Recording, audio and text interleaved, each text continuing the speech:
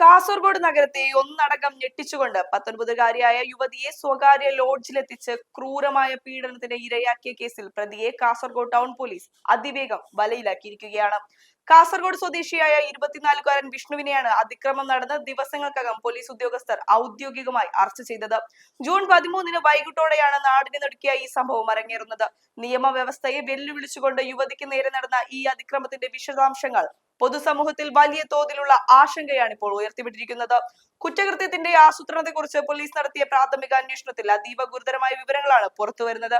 നഗരത്തിലെത്തിയ യുവതിയെ കുടുംബപരമായ ചില കാര്യങ്ങൾ സംസാരിക്കാനുണ്ടെന്ന് വിശ്വസിപ്പിച്ച് പ്രതി തന്റെ ഓട്ടോറിക്ഷയിൽ കയറ്റുകയായിരുന്നു.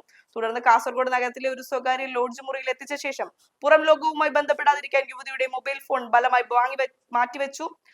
ഇതിനുശേഷമാണ് പ്രതി പീഡന ശ്രമം നടത്തിയത്. യുവതി ഈ അതിക്രമത്തെ ശക്തമായി പ്രതിരോധിക്കാൻ ശ്രമിച്ചപ്പോൾ പ്രതി ഇരയുടെ തന്നെ വസ്ത്രങ്ങൾ ഉപയോഗിച്ച് കൈകാലുകൾ കെട്ടിയിട്ട ശേഷം ക്രൂരമായ പീഡനം തുടരുകയായിരുന്നുവെന്ന് ഇരയായ യുവതി പോലീസിന് നൽകിയ മൊഴിയിൽ കൃത്യമായി വ്യക്തമാകുന്നുണ്ട്.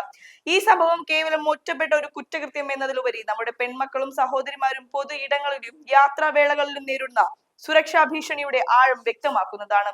പരിചയമുള്ളവരോ അല്ലെങ്കിൽ വിശ്വാസ്യത നടിക്കുന്നവരോ ആയ വ്യക്തികൾ വൈകാരികമായോ കുടുംബപരമായോ ഉള്ള ആവശ്യങ്ങൾ മുൻനിർത്തി ആളൊഴിഞ്ഞിടങ്ങളിലേക്കോ ലോഡ്ജുകളിലേക്കോ ക്ഷണിക്കുമ്പോൾ ഉണ്ടാകേണ്ട അതീവ ജാഗ്രതയാണ് ഈ കേസ് വിരൽ ചൂണ്ടുന്നത്.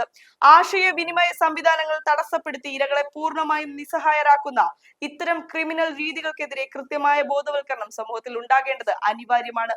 നിലവിൽ പ്രതിക്കെതിരെ ഇന്ത്യൻ ശിക്ഷാ നിയമത്തിലെയും പുതിയ ക്രിമിനൽ നിയമങ്ങളിലെയും പീഡനം, തട്ടിക്കൊണ്ടുപോകൽ, ബലപ്രയോഗം തുടങ്ങിയ കടുത്ത വകുപ്പുകൾ ചുമത്തിയാണ് പോലീസ് കേസെടുത്തിരിക്കുന്നത്.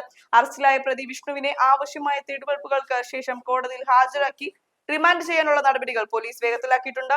ഇത്തരം അടിയന്തര സാഹചര്യങ്ങളിൽ പെട്ടുപോയാൽ യാതൊരു കാരണവശാലും ഭയന്നു പോകാതെ തൊട്ടടുത്തുള്ള പോലീസ് സ്റ്റേഷനിലോ വനിതാ ഹെൽപ്പ് ലൈൻ നമ്പറുകളിലോ ഉടനടി വിവരം അറിയിക്കാൻ പൊതുജനങ്ങൾ തയ്യാറാകണം. അപരിചിതരുടെയോ അമിത വിശ്വാസ്യത കാണിക്കുന്നവരുടെയോ വാഹനങ്ങളിൽ കയറി ഒറ്റപ്പെട്ട സ്ഥലങ്ങളിലേക്ക് യാത്ര ചെയ്യുന്നത് പൂർണ്ണമായും ഒഴിവാക്കുകയാണ് ആദ്യത്തെ പ്രതിരോധ മാർഗം. സമൂഹത്തിൽ ഒളിച്ചിരിക്കുന്ന ഇത്തരം ക്രിമിനലുകളുടെ യഥാർത്ഥ മുഖവും അവർ ഉപയോഗിക്കുന്ന കെണികളും കൃത്യമായി മനസ്സിലാക്കുന്നത് വഴി മാത്രമേ നമുക്ക് വരും ദിവസങ്ങളിൽ വലിയൊരു അപകടം തടയാൻ സാധിക്കുകയുള്ളൂ.